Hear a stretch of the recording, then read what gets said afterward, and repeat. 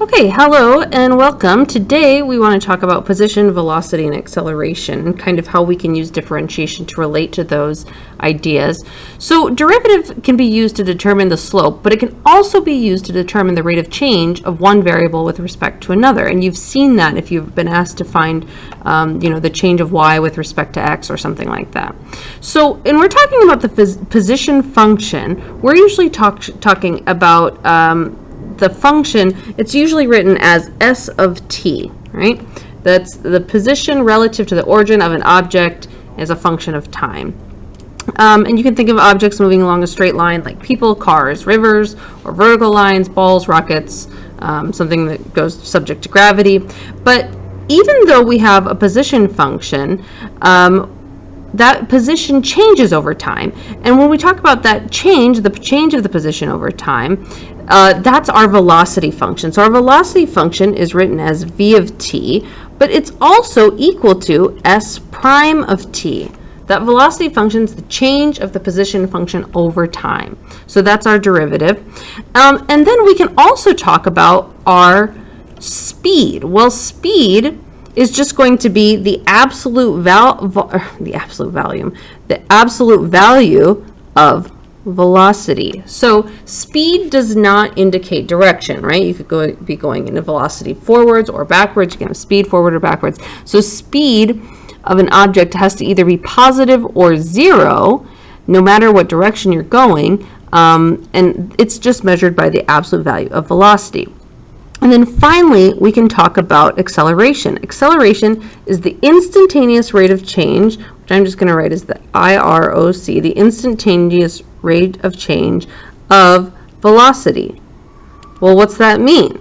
It tells how quickly we speed up or slow down. It's the change of velocity with respect to time. So that's going to be written as a of t, which you can think of as the derivative of velocity, which is the second derivative of the position. All right, so let's actually kind of apply some of this. We're going to look at a graph here and talk about some position things. So here we've got the velocity of a function, right? So this is our derivative of the position function, and we're going to assume that the positive direction is to the right. Okay, so this is, if it's positive, it's going to the right. If it's a negative, it's going to the left. So when is this particle moving at a constant speed? Well, it's going to be a constant speed from 0 to 1, because the derivative, we're talking about speed, which is going to be, the slope here is constant, so it's going to be from 0 is less than t is less than 1. When is that position moving to the right? Well, we already talked about if it's positive, it's moving to the right. So from 0 to t to 2, it's moving to the right. When's it moving to the left? Well, if it's negative, our velocity function is negative, it's moving to the left. So from 2 to 5. 2 is less than t is less than 5. When is the particle speeding up? Well, we can think about a particle speeding up when the direction, or when the velocity and the acceleration are the same. So my velocity is negative and then my acceleration is negative. Well, when's that happening? Here my velocity is negative and the slope of that is also negative. So from 2 to 3, that particle is speeding up. I'm going to talk about it right here. 2 is less than t is less than 3. That's when my particle is speeding up. Well, when is my particle slowing down?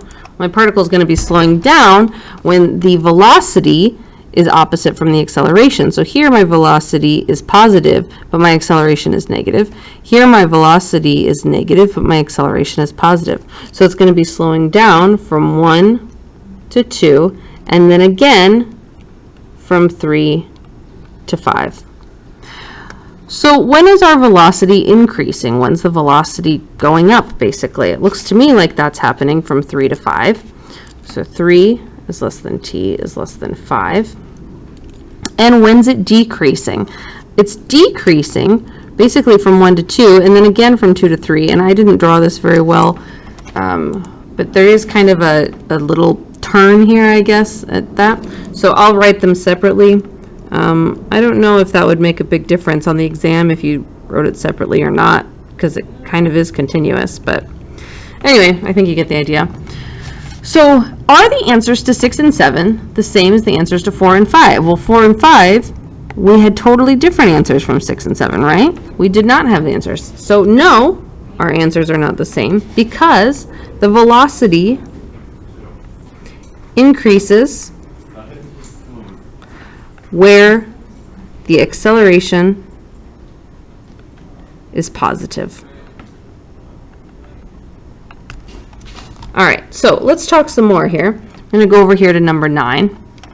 How fast is the particle moving at t equals 4, and in what direction? Well, we want to know the absolute value at v of 4, which is going to be equal to 5. That slope there, if I did the math, and I'm not going to do right now because I think you can kind of see it, is equal to 5. And what direction is it going? It's a negative direction, or to the left, right? Because we already established that negative means it's going to the left. What's its velocity at t equals 4? Well, at t equals 4, our velocity, v of t, is equal to negative 5, right? I could do that. I could just do, anyway. Negative 10 minus 0 over, I think it's 5 minus 3. That would equal negative 5. So what's the average velocity over the interval from 2 to 3?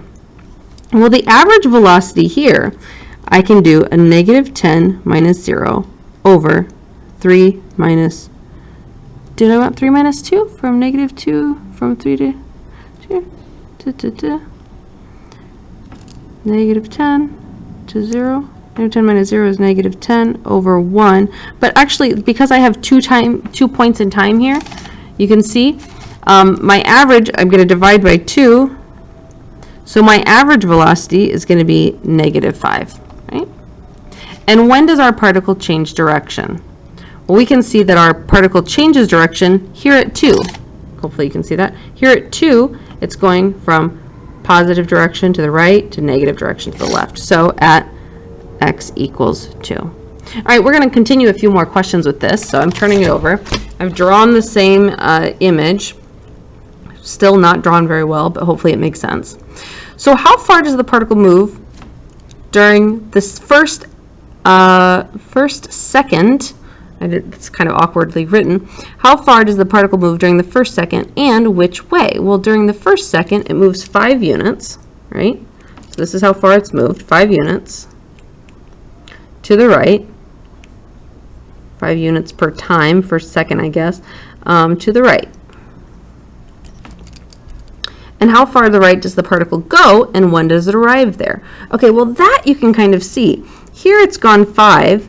Here it's gone from 5 to 0. So we kind of have to think, like what's, basically if I took this as a square, and this is kind of getting into integration, which we'll touch on later, but basically it wouldn't, if this was 5, right? This is not 5. This is half of 5. So that's 7.5, right? So 5 plus 7, or 5, this would be 2.5, excuse me. So 5 plus 2.5 is going to be 7.5 units at t equals 2. All right? And what's the total distance traveled by the particle? Well, this we already established was 7.5. But what about here? Well, here, again, you can kind of look. It looks to me like from here to here, this is drawn so terribly because this should be at negative 10 right there, but this would be 5, and this would be 5, right? Actually, sorry, I misspoke. So this actually, imagine, because this is so poorly drawn, this is negative 10 right here. Here you've got 1 unit of 10, 20, 30, right? Yeah.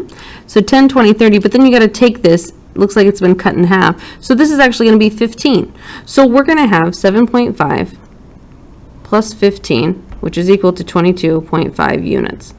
That's the total distance traveled by the particle. All right, what's the particle's position after 5 seconds? Well, after 5 seconds, looks like we've gone 7.5 units to the right, right? And then we've gone 15 units to the left.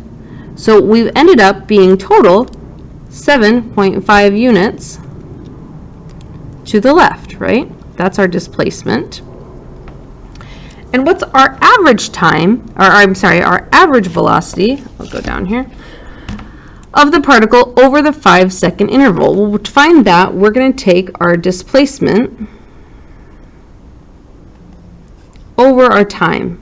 Well, our displacement we already established was 7.5 minus 15 divided by 5, which is going to be equal to negative 1.5. So are these answers the same? No.